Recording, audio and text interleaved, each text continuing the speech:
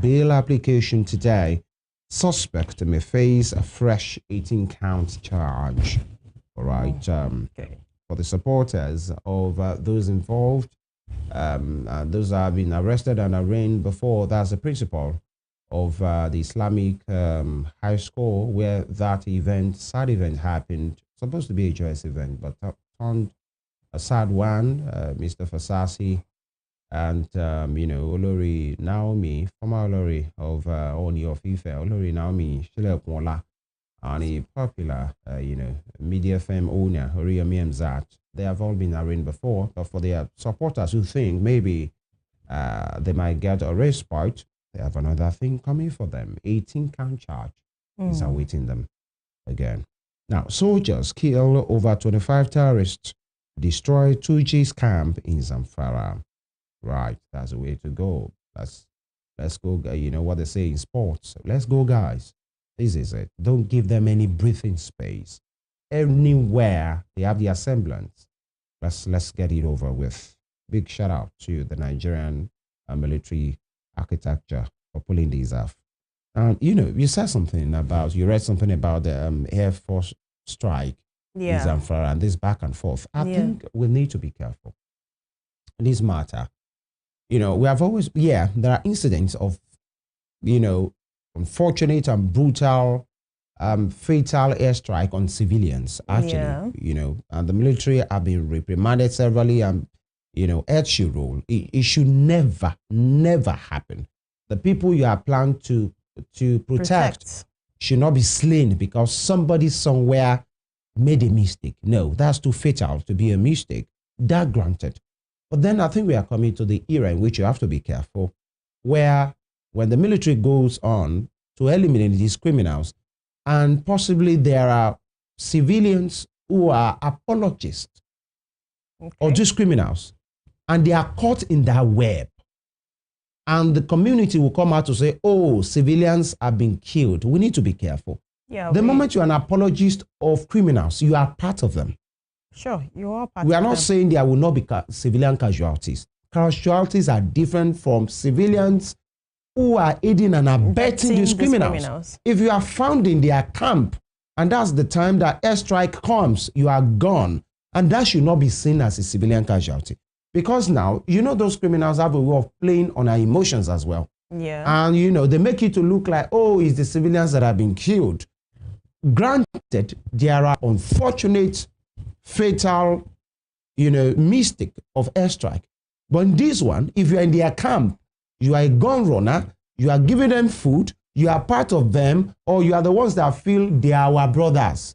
Yeah, but actually it's the governor that came out to say that these are vigilantes, not bandits. I'm just saying. Yeah, so that we know what we are doing as a people, so that will not be, a discouragement to the military that anytime we see these guys and we attack them, the civilians will come out to say, oh, we are attacking them. And that speaks to precision and intelligence from the military end as well. Be sure of what we want to do. But then we should not, because of that, just everybody should stand down while these guys are roaming free. And the kind of war that Nigeria is having with these guys is not a conventional war. It's unconventional. They take soft targets. Yes. They hide behind soft targets so that they will not be, attacked. But let's just be careful. Precision, accuracy, high power technology should be the watchword of the Nigeria military. It could also be possible that these guys have actually used these civilians as shield. Of course. And then the military will be like, they do that. We've been watching this. They've been playing on our emotions for so long. Let's just get it done with. Let's do the best we can. There are rules of engagement, even in the military, even in conventional war.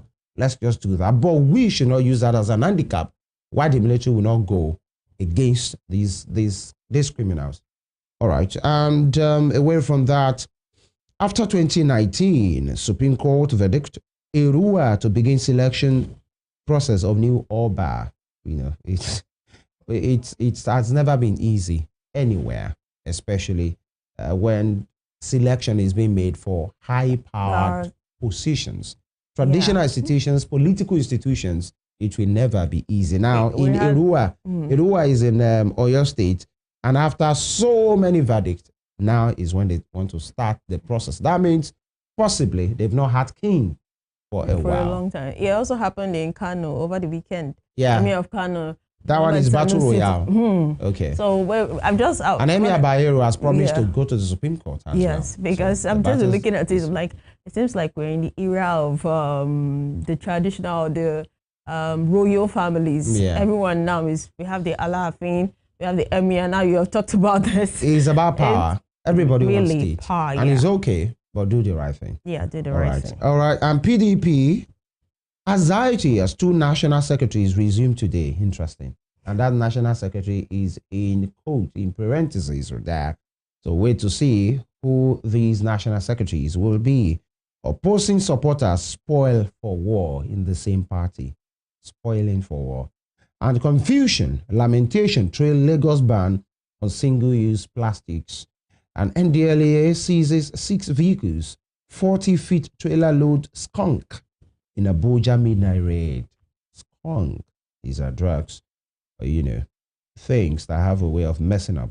Psychoactive substance, actually, that have a way of messing up somebody's brains, you know, being taken by young people as, you know, cruise and enjoyment and all of those things.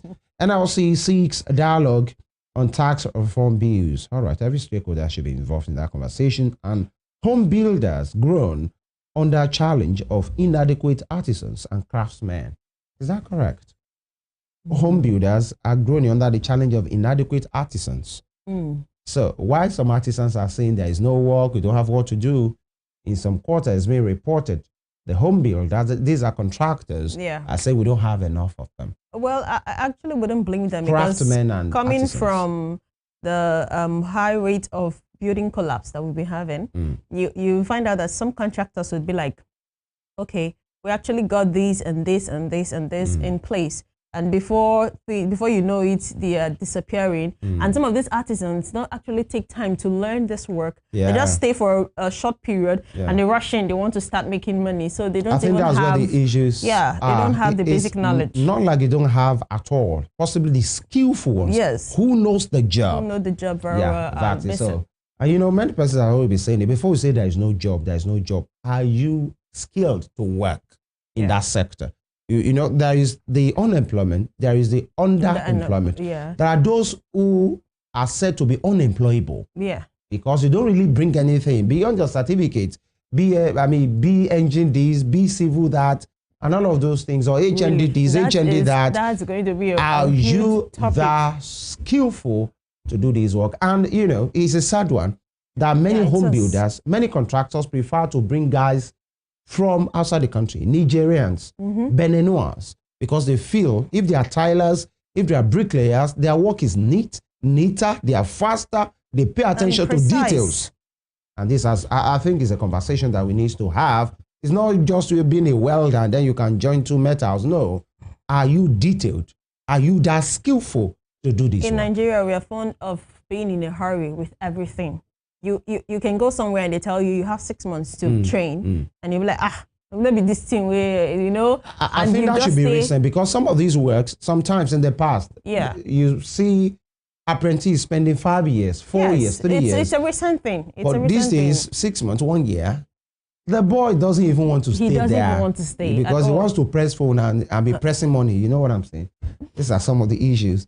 As well, moving on from that, 5 years after, Nigerian vehicle financing scheme may commence this month. Hooray. Newly adopted national automotive policy enters 2nd year, and CBN woos diaspora investment with launch of 2 new products. Let's have it. That'll be all from the Nigerian Tribune. Okay, and the Punch this morning, we have serial outages. Dangote and NPCL total 247 firms dump discos, generate 6,500 megawatts. Okay. Now, over the weekend, we had the speculation of the national grid collapsing, and TCN came out to say that wasn't true, that it was false. So we have the writer there. Operators blame poor supply for move. Federal government laments exit from national grid. And we have a picture there of Femi Otedela and the president during his courtesy visitation at Abu Dhabi, UAE. We have the Stampede. Oyo files murder charges against Ooni's ex-queen. Others. Ogun housewife stabs husband to death for alleged infidelity. Voila. Wahala. 80th anniversary GCU to honor Channels TV, Shell, Chevron buses, others. California fire. Trump blames leaders for poor response as 16 killed. Okay. And the death toll is increasing by the day. This is really like just watching it in, on a video clip. I feel so, I don't even know how to explain the way I feel about the fire. It's like of those that are actually in that place, in that particular area at that point. There was a particular clip I saw of a lady driving with her child. The child wasn't, they didn't show the child, but I could hear the child's voice. And the girl she was speaking in Spanish. She was speaking Spanish. I was like, God, please help us. Like, mommy, step on the pedal and just drive. Go, go, go, go. Like, it's been scary. You can feel the flames, the fire, like, jeez, God really help them. We're really praying. Like, our heart goes out to everyone there. To them, those that have lost people, lost properties, lost a lot of things. Displaced. Because, displaced actually. Right. It is really well with us. We have APC, opposition differ on INEX 125 billion naira budget request. And on the top strip there this morning, we have PDP factional secretaries set for showdown, vow to resume today. NAF unveils tough rules to curb airmen's exodus. How Qatar intervened to save me from Abacha's gulag, Obasanjo. And the last story there on the Punch this morning, we have again 16 civilians killed as NAF bombs Zamfara bandits. And that'll be all on the Punch this morning and on the Newspaper segment this morning. And we'll be going on a short break. When we return, we'll be heading straight to issues that concern and matters that concern our lives and our day-to-day activities and routine. We'll be talking about the rule of law and other issues, so stay tuned.